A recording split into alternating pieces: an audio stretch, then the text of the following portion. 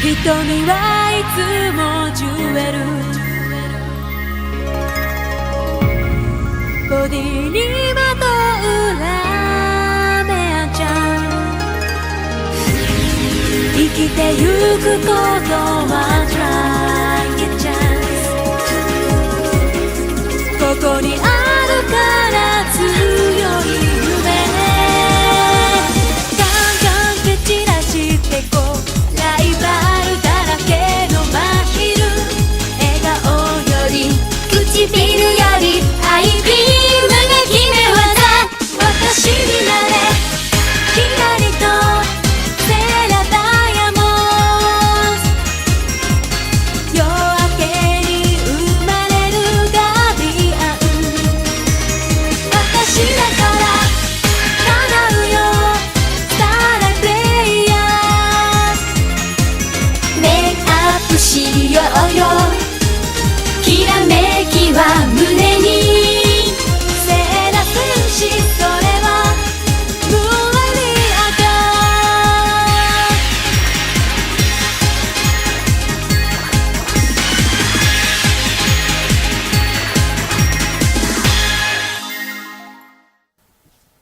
Guess who's back for a third season? Hey guys! Yay, season 3! Wow. That's pretty crazy. Yeah. So, welcome back to Moonie Thoughts for a whole new year. I'm HellenJane and this is Katie. Hi. And we are your Sailor Podcast Senshi. That came out wrong. But, yeah. So, of course, you just heard we decided to change the welcome theme to PGSM, or the live action Sailor Moon. Which is... Let us know what you guys think about that. Yep. And we also have a new ending song just like last season. But this year, we're going along the Sailor Moon S line. Well, since it's our season 3 and it's their season 3, you know, it matches. Yeah. So, this year we are going to do what we were supposed to do last year, but Crystal season 3 took over, which is our spotlight, so you'll probably get our first spotlight later on the podcast. We'll be bringing back our trivia. Yes. Let's see if I can defeat Katie this time. So anything you want us to quiz each other on, let us know. Let us know if you have quiz theme ideas, or if you have any episodes, villains, characters, anything like that you want to see spotlighted. And of course, our topics and our merch is back again for a third year.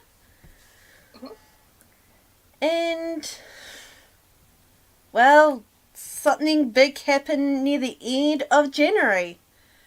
And it's big. Perfect timing for the first episode of our new season. So this is big news. Yes. We have to give credit to Moon Kitty for actually sharing this. And along the way, we will be discussing each bit of news that comes up. Right. So, finally, we get to say farewell to the 20th anniversary project. It has done really, really good to reboot the whole franchise, bringing the older fans like us two together. Yep. Heck, if it wasn't for Crystal, we wouldn't be doing this podcast. Exactly. And bringing new fans along for the ride. So it's been really, really good. A good lot of merchandise, I can tell you that. Oh yeah, it's been so good. Yeah, especially the catch-a-pons. But right around the corner, there has been another project that's been announced. This year marks the beginning of the 25th anniversary project. Woo! Yeah. Sailor Moon is the same age as I am. Well, us. Oh, yeah, you're the same age as I am too.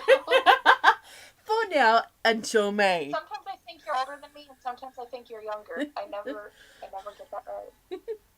Well, until May at least. Yeah. So, this is really, really exciting. And, heck, who knew that almost 25 years ago, in Japan, one woman decided to step out of the norm and create a franchise that's resonated in everyone's hearts. Not just females, but also males. And for so long, too, the fact that it's had this much staying power. Yeah. Even the... It's... Oh, go ahead. Even on Toonami's Aftermath streaming site, there still actually shows the first English dub and the Cloverway dub too, to keep that alive. The fact that it's stayed so long, not only in Japan but internationally, and also there's a lot of times, there's some obvious exceptions with things like Star Trek and Star Wars, but a lot of times anything classified maybe as sci-fi, science fiction, anything that shows any kind of futuristic view, it ages pretty quickly because things progress so far beyond what it presents so quickly. But Sailor Moon has stayed, and it just keeps updating to stay relevant, and it doesn't feel like this is definitely a product of its time. A lot of its main themes are still important and are things that people still connect to today. So there's going to be a lot of class A activities, but a lot of events, new products and everything will be along the way. Yep. The first one, which wasn't really in what has been typed out, but I did see a logo of it. There is going to be a Sailor Moon and My Melody collaboration. Yeah, I've only seen the logo for that too. It's super duper cute. It fits too because we all know Usagi means bunny, right? Yep. So it actually fits because My Melody is also a bunny. A very cute bunny at that. So with this, we don't have much information about that. What do you think that collab will actually entail? Well, a lot of the Sanrio stuff in general is about like stationery, plushies, just sort of general, branding. So I think that's probably what it'll be. Maybe like pencil cases, notebooks, stuff like that. Yeah, I'm thinking more like not only like plushies, but accessories as well, like headbands, hair ties. Yeah.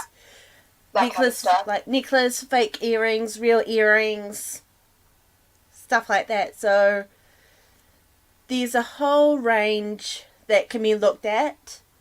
They might do like a completely new range altogether, but we're hoping it's still the style that we're used to when it comes to like Hello Kitty, My Melody, Twin Star, I think it is as well. I think so. Yeah. Along those lines. We will also be getting some kind of new Sailor Moon book from Naoko Takeuchi. We don't know what it is yet. I think it will probably be either a new art book or some sort of retrospective book. Like maybe like how they've done in the past, compilations of like basically fan art from other mangaka. I think it might be one of those. It would be great if it's a new art book, though. I'd love one of those. I'm probably thinking as well, like, you know how Cardcaptor the Sakura have their new crystal clear arc? Mm-hmm. I'm thinking, what if it's something along those lines? If it's actually more story content, I will scream myself inside out. That will be amazing. Yeah. I don't want to get my hopes up too hard for something like that. Yeah. But what happens is that actually is what is going to come out. But instead of having like a series, just only one-shots. Kind of like the last 2 volumes of the manga where it's all just individual stories. Yes, something like that. It's possible. Who knows? We won't know until we get more information. My personal, what I think it's most likely to be, and what I hope it is an art book, but I would really, really love it if it was new stories. I just don't know how likely it is. Oh, Viz Media, can you please make that happen? Following after that, there is going to be a new Sera Myu musical in a few months, really. Yeah. Depends. August, so of this year. Yeah, but the thing is, it depends if it's this side's autumn or your side's autumn. I would assume your side's autumn, because you're in the same climate area as Japan. But I think they've just gone through their winter as well. But to go through their spring because various... Well, does it say... Oh, yeah, it says autumn. I thought it said August. Okay. Yeah. Sometime this year, there will be another Sailor Moon musical. Yeah. It definitely looks like that the musicals are here to stay like the old times. Because, good. I'm glad. Because there has been a period that there hasn't been a Sailor Moon musical. I can't remember the last time before... Well, not the recent ones, but the older Sailor Moon musicals. I don't know how long that period was, but I think it was like a few years ago they restarted the retelling of the main story through the musicals as well, giving them like a fresh coat of paint. So yeah, we might be seeing some more to come. Speaking of the musicals, last year's musical cast will actually be coming over to the USA. It isn't going to they aren't going to perform the full musical, but I believe just a few songs, and I think it's going to be somewhere in Texas, like an anime con in Texas. So that's really exciting. I probably won't be able to make it, but it sets a really good precedent. So maybe if they start doing that more often, and maybe somewhere I could get to, that would be really cool. But Katie is definitely over the moon that they are coming over to the US. Yes. I'm excited about that. And I loved the cast of this last year's musicals. I thought they were some of the best, and I thought their costumes were some of the best too. So. They really have upgraded the costumes. You could definitely see, if you compare the late 90s, early 2000s costumes to today's costumes, you could really see the quality has changed, and they make sure it's not nearly identical to the last lot of costumes. Yeah, they really have added a lot of embellishments to make them visually interesting to watch move around on the stage. Because they can do that since it's live action, and it's not like they have to animate every little detail. Yeah. They can really make the costumes pop. And as they continue and they, do more stuff with the musicals, they're more willing to add some of those extra flair of details, as opposed to just sticking entirely from the original designs. Alright. If you have a Japanese 3DS or Japanese 3DS LL, which translates to XL, you probably know there's gonna be a new Monster Hunter game coming out, which I think is by memory Crossroads? I can't remember off the top of my head. Which is launching in March. Mm-hmm. There will be a familiar cat, and do remember that familiar cat will be jumping in as a promotion. That familiar cat is Luna. Mm-hmm. And we are not making this up. This is actually happening. At the moment, it's just for Japan, but who knows, as the Western world, it will do the same when we end up getting the new 3DS Monster Hunter game. I really hope they keep that in because my friend's fiance is really into Monster Hunter, so he'll likely buy it, and then I will make him show me the Luna that he gets. So, fingers crossed, send, I don't know, like Twitters or tweets, emails, whatever, to Nintendo and to Toei saying that we need that Monster Hunter game and Luna. Keep Luna in it when you bring it over. Yeah. The classic anime will be getting its first Blu-ray release in 2 volumes in Japan. It will have only have Japanese audio, but it's Blu-ray and it will have crystal clear image quality. I mean, as crystal clear as you can get restoring an older series like that. But because they've recently redone the high def master for Japanese TV, it's going to be really good quality, and the Blu-rays will be region free. So if you don't mind, all the packaging and everything and all the menus being in Japanese, you can order it and get it over here. And it's perfect for studying Japanese if you are a Japanese student. Exactly.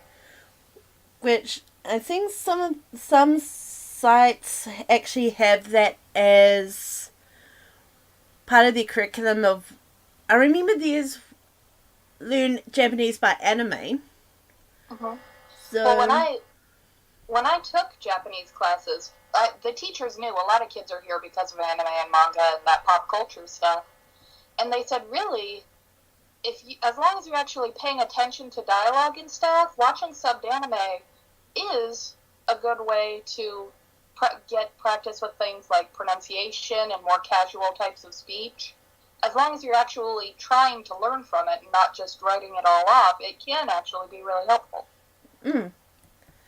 So, looked like you got given another studying tool. Yeah, I honestly think this is actually really, really good. Even if you don't have a Blu-ray, it's really good to have a part of your Sailor Moon collection.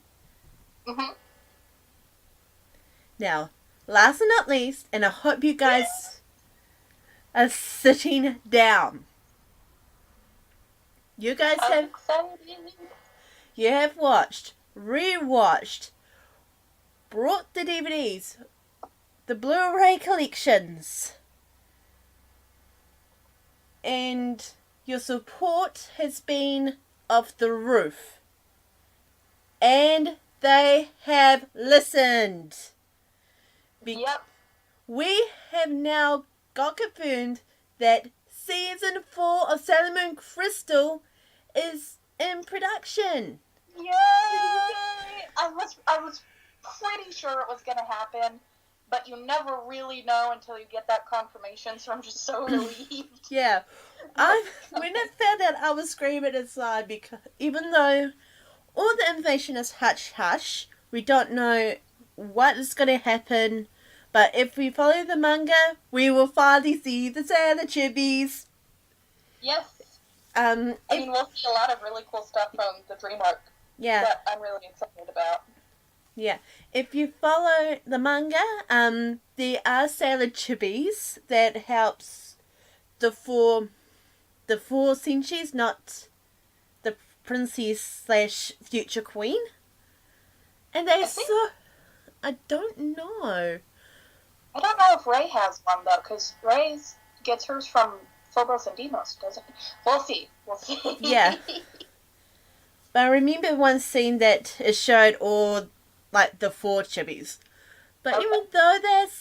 even though they are so adorable, and I can't believe that this has happened, and this time it won't overrule the spotlights. Unlike season 3. Yes. But when more info comes out, we will definitely let you know. Also, we will include links to more information on the U.S. appearance of the Sailor Moon cast, the pre-order link to Amazon for the Japanese Blu-rays of the classic anime, and we showed them. You might not have been looking at the video. We showed the 25th anniversary logo and the My Melody collaboration logo as we talked about them, but we'll go ahead and put them up again now, just so you guys have that information available. Man, what a way to actually kick off season 3. Yeah, that is some big news, and I'm looking forward to all of it. I want it. Yeah, I need Dream Arc right now.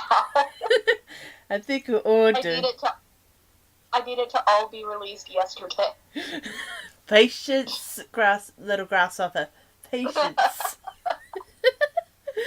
Oh, dearie me.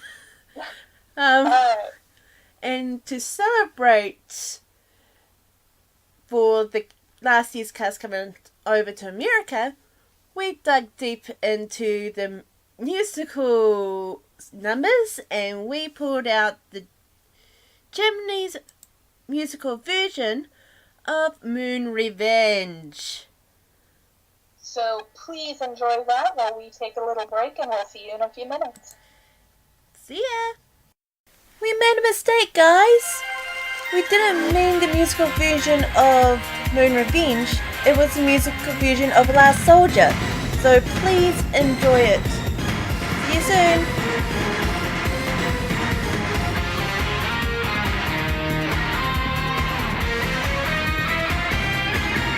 これ以上耳を待てないわスレスレで終わらせないであなたのすべて欲しい二人を隔てたスライドが腹に滑る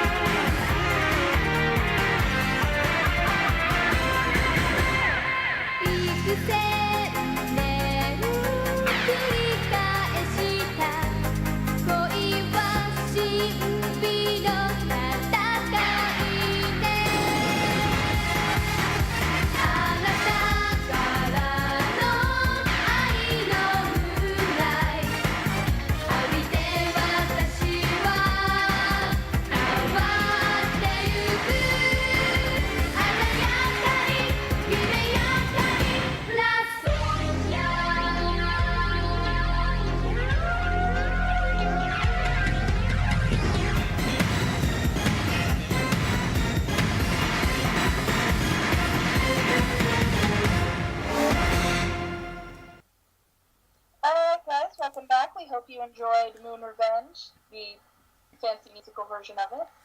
Mm-hmm. So...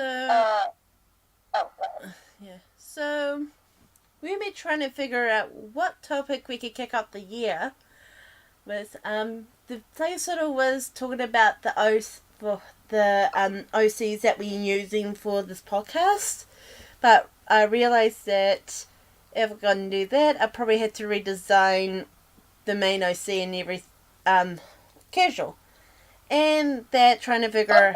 I don't actually really know anything about the characters. Yeah, so HellenJane just sends me the art and I put them on background. So I'd love to know more about them too. We probably will figure something out, discuss it, then bring it back sometime this year. Something fun. But Katie came up with this really cool idea of actually sharing our Sailor Moon stories. When we, in our very first episode of Moonie Thoughts, we both kind of talked a little bit about how we got into Sailor Moon and stuff like that, but I thought it would be cool to look at not only how we got into Sailor Moon, but what it was about it that made us stay, and how it's affected us through our lives. Because I know for me, I first heard about it when I was 5-6 years old, and now I'm 25, so it's been a while. So, I know my first exposure to Sailor Moon was actually not through the manga or anime, but the Bandai dolls, the little, I believe they're like 5-inch Bandai dolls. My mom got the Sailor Moon doll, and I was like, what is this? And she said, oh, I don't know how my mom figured out about Sailor Moon, but apparently she'd heard about it and thought it was cute, so she just picked up a doll. And I don't remember exactly how long it was after that, but I was at just like the grocery store, and I saw tape.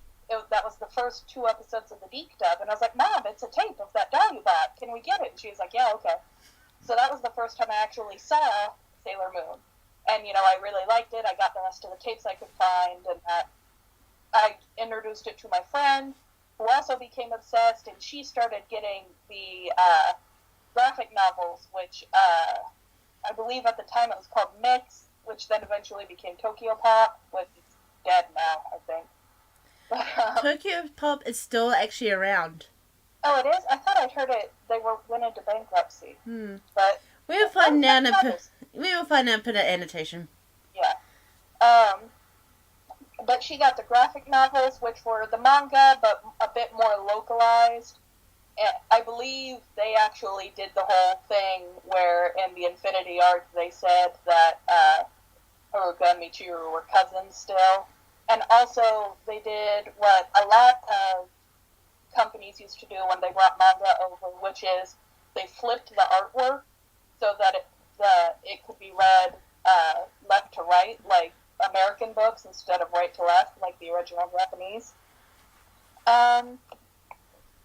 So just stuff like that, and watching it, I learned, there were stations that would play it on in the mornings before I got ready for school, and then Toonami started showing like season 3 and 4 after school. It just sort of stayed with me. There were time periods where I'd be more interested and less interested, and for a while it got to the point where I couldn't, aside, they was on Toonami, but I knew I was missing so much that I just got frustrated and was like, I don't even care anymore. I don't know what the story is. I can't keep up with it. But then, once the internet started making it easier to find all of it at once, and I could actually catch up and read everything and watch everything, I got back into my previous childhood, oh my god, this is the best thing ever obsession, and that's been kind of fueled since I was, for the last 5 years. So that's where I've been with Sailor Moon. Mine has been, it's actually vague in the beginning, to be quite honest. Because it started of course we all started in 1995, right? Mm-hmm. Somehow I remember around 4 years old, in 1995, somehow, or beginning of 1996, I've been watching. I remember watching Sailor Moon. I was really obsessed at it. And one of my birthdays, my mum and dad brought me the incarnations plus Queen Beryl. And I loved it, but I always keep losing the tiaras and the moonsticks. Yep. As little girls do. So I actually was cleaning my room a couple weeks ago, doing a really big, deep cleaning because we were having company that was going to be staying in my room. And I found the little backpack that had all 6 of my original 5 Inner Senshi and Beryl Bandai action figures. That Sailor Moon that my mom got, that was the very first Sailor Moon thing that I ever saw in my entire life. I have it. It's up in my room right now. I know where it is. yeah. I lost all the moonsticks, and Jupiter and Beryl are both missing their tiara. And if Beryl ever had shoes, she's missing those. Yeah. A similar story with that as well, but it was in the garage. We were cleaning something, like doing like a clean up so we could store some stuff. And in one of the bags, I found all 5 adaptations, which really, really needs a clean. Like, the dolls need a clean, their hairs need a wash, their outfits need to be hand washed. It's like, and I think, I'm looking at it right now, and I think Mercury needs a new brooch. Yeah.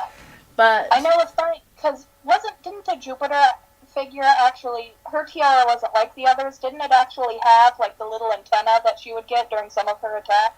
No. It didn't? Oh. It was still the same across the board. Oh, I thought hers was different. Maybe I hallucinated that. Yeah. Anyway. And I also remember I think when I was about to go to school, I was actually given for my birthday as well. I don't know if it's was a knockoff or anything like that, but it was actually a Sailor Moon bag. Like, it had all the incarnations on it, and I loved it. I had a t-shirt, a Sailor Moon t-shirt, in, like, 2nd grade. Yeah. Then after that, one day I thought, Sailor Moon was on before I got to go to school, and it was the end of Pokemon. So Sailor Moon introduced me to Pokemon. How funny is it that Sailor Moon introduced me to Pokemon and beyond? Because other than I remember like watching Melancholy Nights, which I recently found, Flint the Time Detective. I'm pretty sure Sailor Moon was the first anime I ever actually saw, like even before Pokemon and all that. Yeah, so technically Sailor Moon is indeed our first anime starter. So I was given the episodes that if you want to be a superstar, the first episode that Amy appeared, and also the clock episode. And I still have it today as well. But after a while, I've actually forgotten about Sailor Moon. I know, it sucks, I'm mad, whatever. But it's kind of like those times that you forgot what started you off in the first place. But I was getting like into like things like the shows that I told you about before, Melancholy Nights, Flint the Time Detective, Also, Dragon Ball Z, which I'm going to do a little bit, explain later on when we get to the merch, why it has a bit of connection to Sailor Moon. But I know it's not like, I didn't have cable, so I didn't get like Toonami, so one of them would want like Cowboy Bebop, Full Alchemists, those like heavier animates.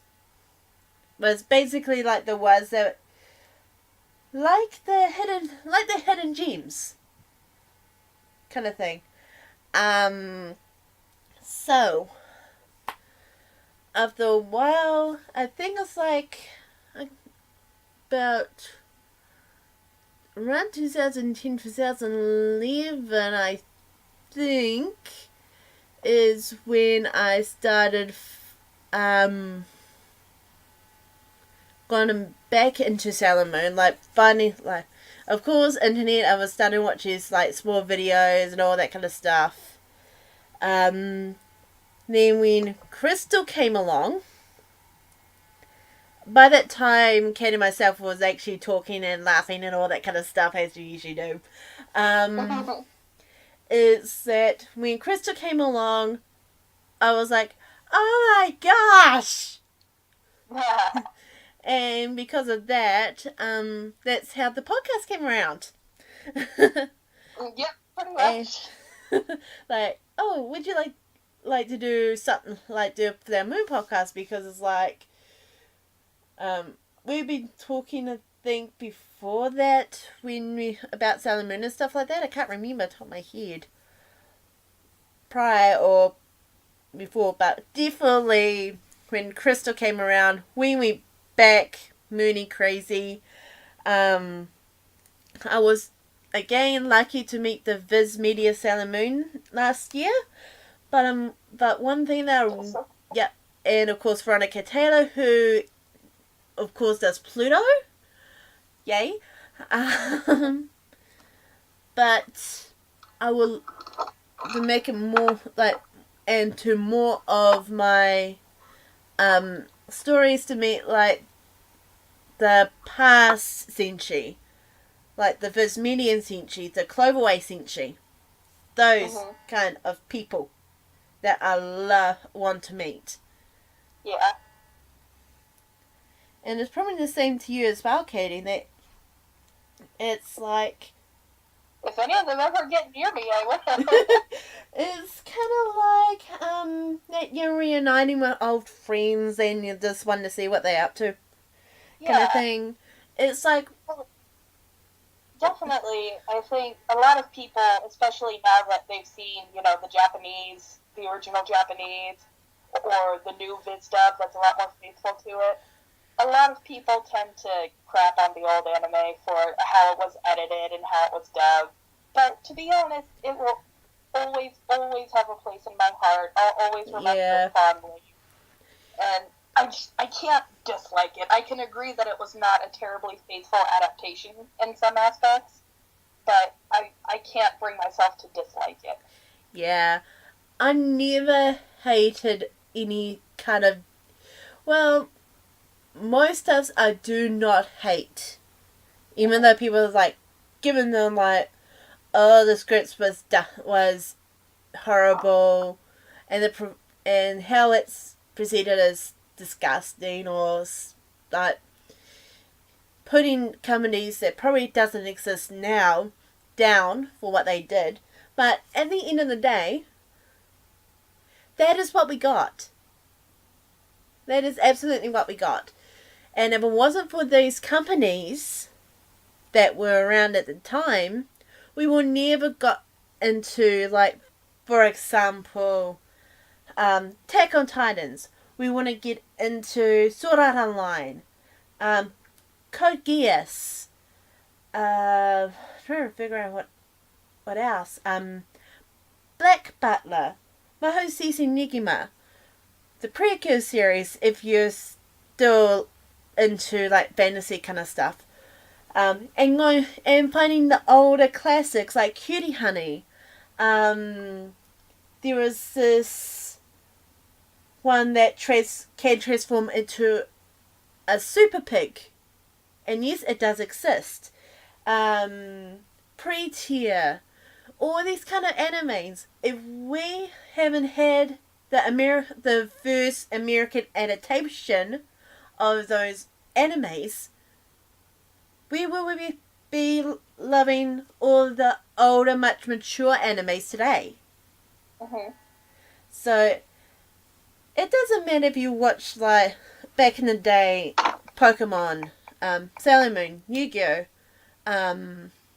Dragon Ball Z. I try to remember the most popular ones. I think those were the most popular ones to date, but there was, like, other ones like Dormaz, that's one, even though it was short-lived in the Western world. It's still going in Japan today. Mm-hmm. Beyblades. If it wasn't for those animes that we basically turn around and slap mud in their faces, we wouldn't actually enjoy the animes that we love today. They're part of your story, like Sailor Moon is part of our story. Mm-hmm.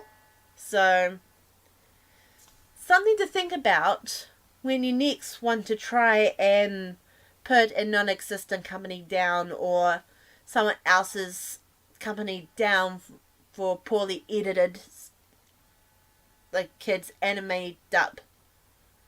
Because once upon a time, that was actually you. Alright? So keep that in mind. And that's my little tangent for this episode. Yeah. It has been bugging me for the last, I don't know, close to 2 to 5 years about that. And I really had to get it off my chest. Yeah. So, after that, let's actually get into our first spotlight. Yes, this is what we promised last year, but it was overwritten with Crystal 3 and any other popular, like, news items that popped up. We also ended up we had a big topic, but some of the other topics we did were also pretty heavily research involved, so. Yeah. So, this year we actually are fulfilling our promise from last year. Uh-huh. So, as a refresher how this is going to work, we're going to choose either an episode, a character, or a Yoma.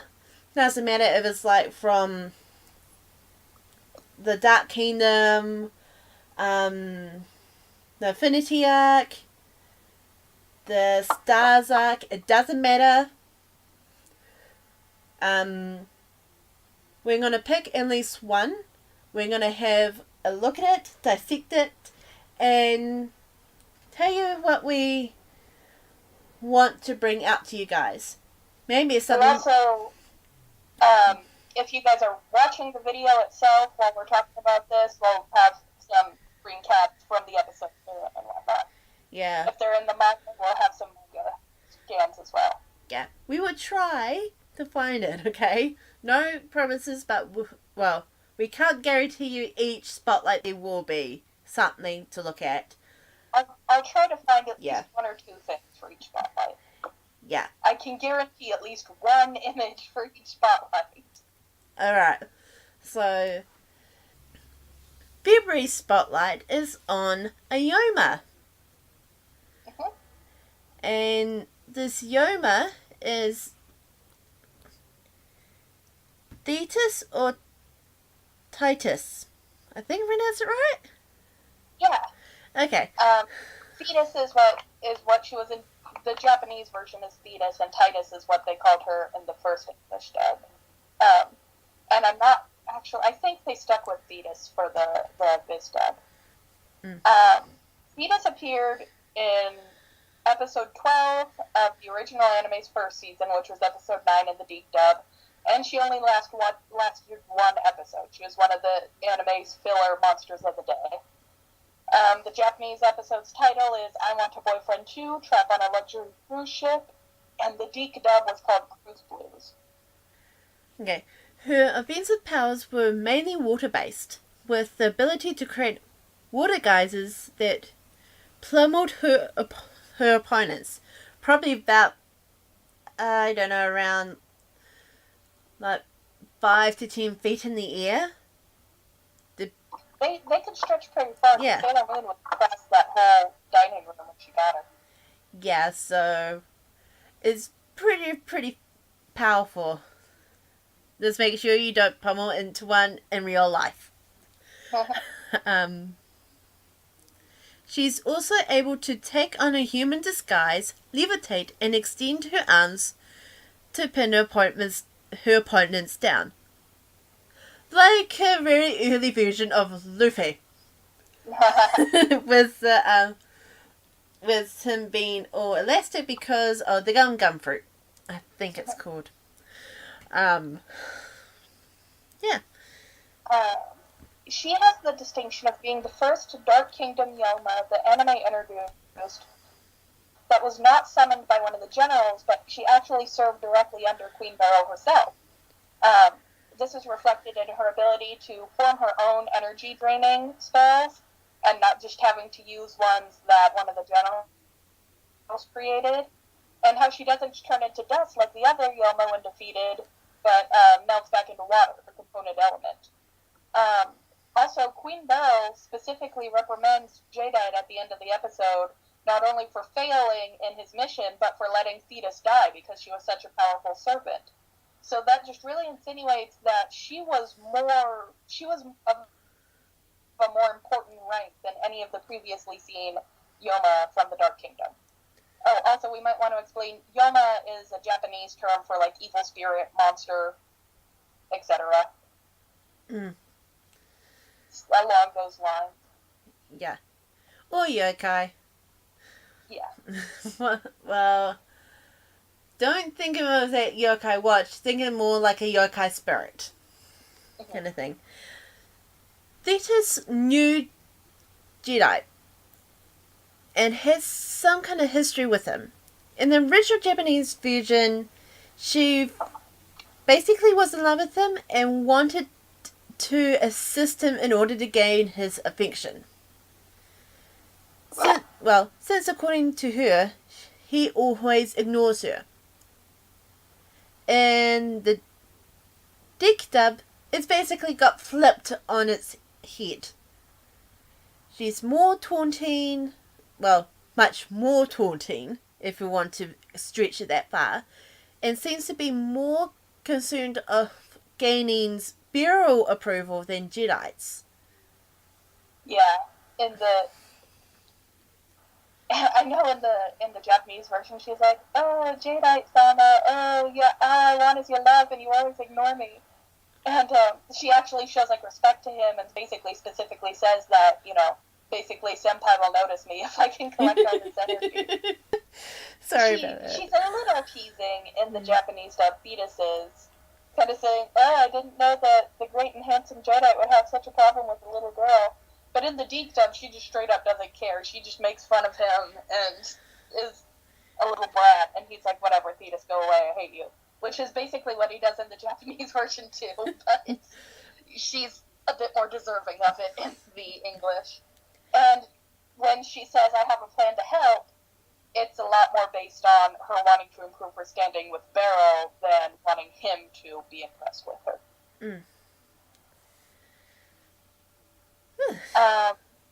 In Greek mythology, Thetis was a sea nymph who is frequently described as the leader of the Nereids, who are the 50 daughters of the sea goddess Nereus. Since the Dark Kingdom's Thetis had water-related powers and was one of the more powerful Yoma, this connection makes sense. A water nymph who was the leader of the daughters versus this water Yoma who was a high-ranking Yoma under Beryl.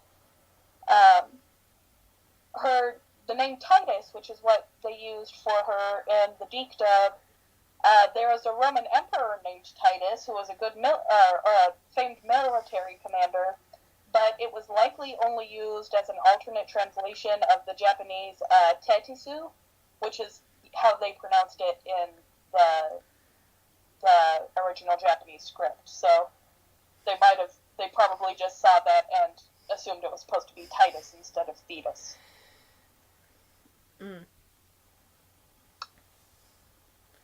So yeah, tell us what you think. Have we hit everything on the head of a nail? Or are we missing something? Let us know. And we might... For Monsters of the Day, we're definitely limited in the information we have, but we tried to cover everything. If we get any particularly interesting fan theories or fan art of these characters, we can share them in our next episode. Well, while I'm trying to get this chorus of a song stuck in my head out, and yes, it popped in when we're getting close to the break, no less, please enjoy Ayo no Senshi, and we'll be back. See you guys soon.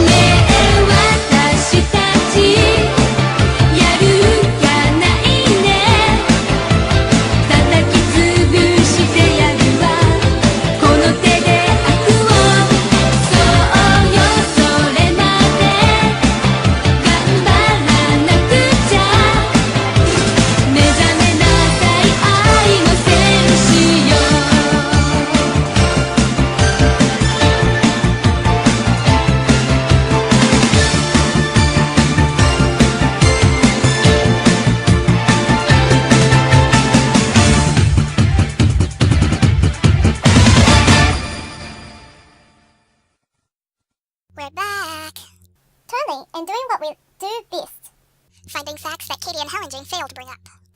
Usually, anyway. What did you do? Well, it is my turn to doing the fact. You didn't. Yes, I did. I'm doing my biggest self-fact. It's just like this.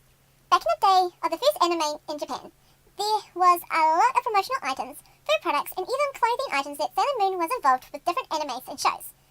But did you know that one of those animes was Dragon Ball Z? You heard correctly. There used to be ads floating around on YouTube which involves our favourite Senshis, mostly with Usagi, with Goku, and a good handfuls of promotions. And for 2020, history will be repeating itself. That's something they didn't point out if I remember correctly when they talked about Sailor Moon ads in Season 1. Yep. But I think that they walked in on us and isn't that happy. You know what to do. Run. I can't believe that they stole my thunder. I was going to tell that fact between Usagi and Goku. Well, at least you will have some more Usagi and Goku information to share now, because we are going to move on to our merch of the podcast. Oh yeah, that's the thing. So the merch, which Katie decided to actually bring to light as well, so thank you to her, No problem. was something that's going to happen around 2020, which is going to start being sold this year. It's related to the Olympics. Hooray! For everyone who hasn't heard, life will be imitating art, and much like in Akira, a film that who doesn't want to happen? It's just so happy. The 2020 Summer Olympics will be held in Tokyo. Mm. And Not only in celebration, yeah. oh what? Not only the normal Olympics, but also the Paralympics as well. Yes, both of them. Yeah. And in celebration of this, Sailor Moon will be joining a cast of other iconic Japanese characters as official ambassadors for the 2020 Olympic Games. The official website for the event will begin selling their character merchandise on July 16th of this year in Japan, but we don't have any word on if or when it will be available internationally. Yeah. So, it's not just Mario. Because I have a feeling that Mario will basically sneak in at the last minute for this merch. But we will see. So, some places that I've read said Mario was included, but he's not on the official website, so I don't know. yeah, it's one of those wait and sees, because we know how well Japan actually displayed themselves at the closing ceremonies. Uh-huh. I mean, I love the Paralympics thing that they did. It was amazing. Mm-hmm. The Tokyo one for the main Olympic closing ceremony was actually really, really fun. Yeah. And having like the Mario theme at the end, and having like the president coming out dressed as Mario. Exactly. That was amazing. It's like, yes, finally, that's kind of like the vibe that I wanted to have like for the Rio. Very, very fun, bright, colourful, and lots of laughter. Mm-hmm. So, yeah. At least I got that, and I'm happy. Yeah. The available merchandise will include a thermos, a baseball cap, a t-shirt, a bento box and chopstick holder, wallet, lanyard, towel, coffee mug, other basic drinkware, and a couple different sizes of tote bags. This is probably one is on the site in the moment, but it is subjected to change. Yeah, they might, increase the line by the time they start selling, or they might increase it just any time before 2020. We'll have to keep an eye on it and see. Yeah, because I could definitely see like beach towels, cell phone charms if they're able to do it. Having Yeah, I'm not sure what size the towel that they're currently doing is. If it's like a hand towel or a bath towel, or I don't know. Yeah, different sizes. You basically never know if they're gonna sell the characters merch as well, if they are gonna be ambassadors. Like, you might see some crystal merchandise there as well. Speaking of which, the other characters appearing with Usagi is, of course, Goku. Like the Chibis told you before about the connection that they had. That's across all the Dragon Ball series and movies. Not the live action movie, the anime movies. And of course, the character that I mentioned before with the plastic, like the elastic arms, Luffy, who is from One Piece. Good on Naruto. We haven't seen the last of him yet. Astro Boy, Crayon Shin-chan. That's one thing that we didn't actually cover at all, but we might in the future. We don't know. Jaban Yan. I couldn't help it. Jaban Yan from Yokai Watch, and the two of the let me say that again. Two of the cures of the Pretty Cure saga or franchise. This I'm a little bit disappointed about a bit, but I'm okay with it. They have chosen two of last year's season's cures, which is Cure Magical and Cure Miracle, from Maho to Sky Precure. I feel so sorry for Cure Felice. Because she popped in halfway through the series, so I'm really hoping that they extend that little bit of grace for her to jump in as well. But yeah. Yes, I know that probably better using the 2020 cures, but goodness knows what's going to happen between now and then. So at this time, it's confirmed for those two to be the ambassadors. During the break, Katie and myself was like discussing, hey, what about like the major ones that's dominating, like Pokemon, Yu-Gi-Oh! I don't know, I can't remember. There was another one that is, I think, this spin-off from Naruto as well, based around his son. I think this is probably going to be huge. Reason why is that and this is not official. This is our speculation. Yeah, this is speculation. That they make money so well on their own. Like, we all know about the 20th anniversary things that they did last year, and it was really huge. And they were able to, I mean, the Dark Side Dimensions in Japan cashed in over 1 billion yen alone by itself. So, just keep that in mind when you're trying to figure out why isn't Pikachu there, why isn't a team there, or your favorite characters from the biggest animes,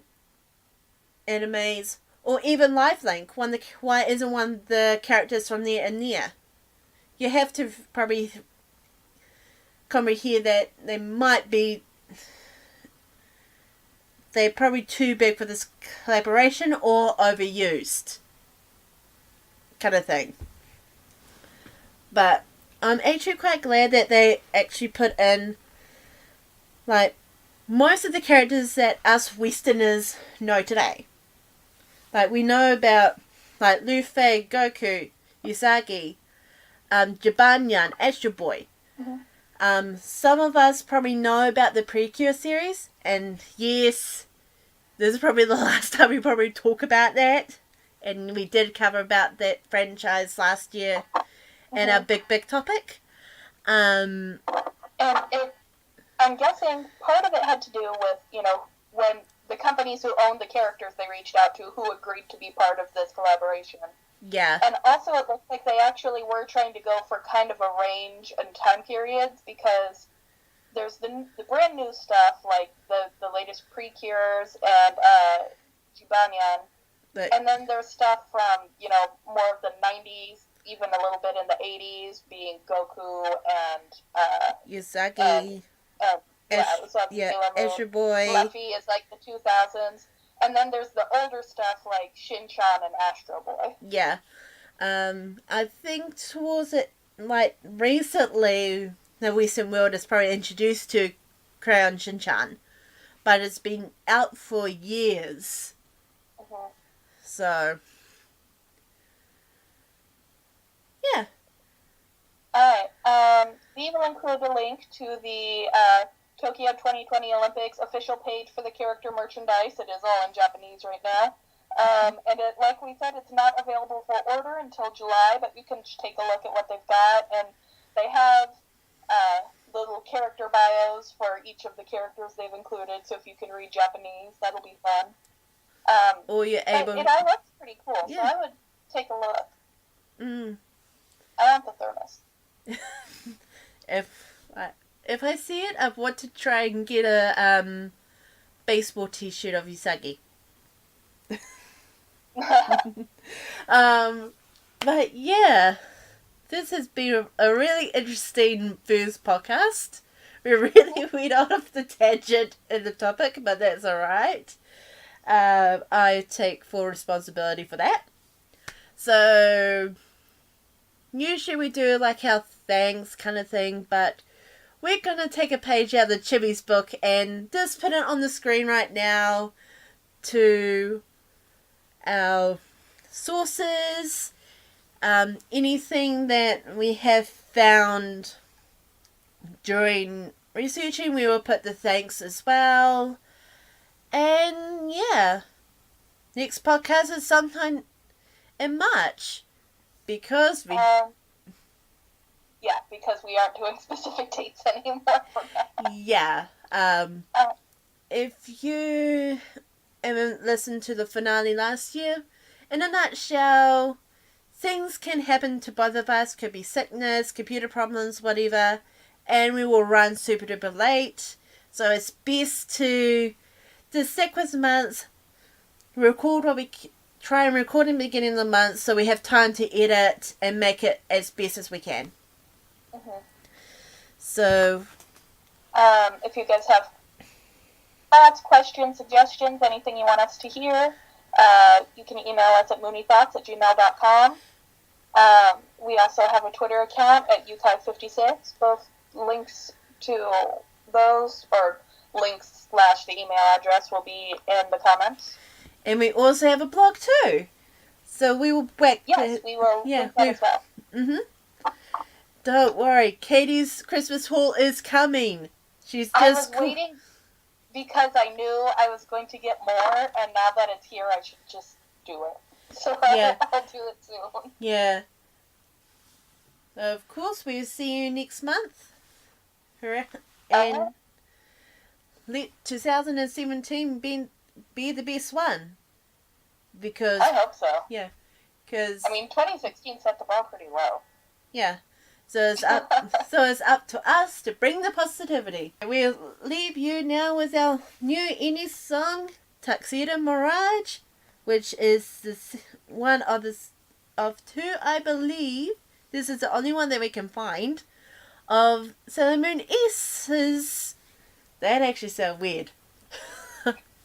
Ending song, Tuxedo Mirage. And we will see. Alright. And we'll see you guys later. We'll see you later. Bye. Bye.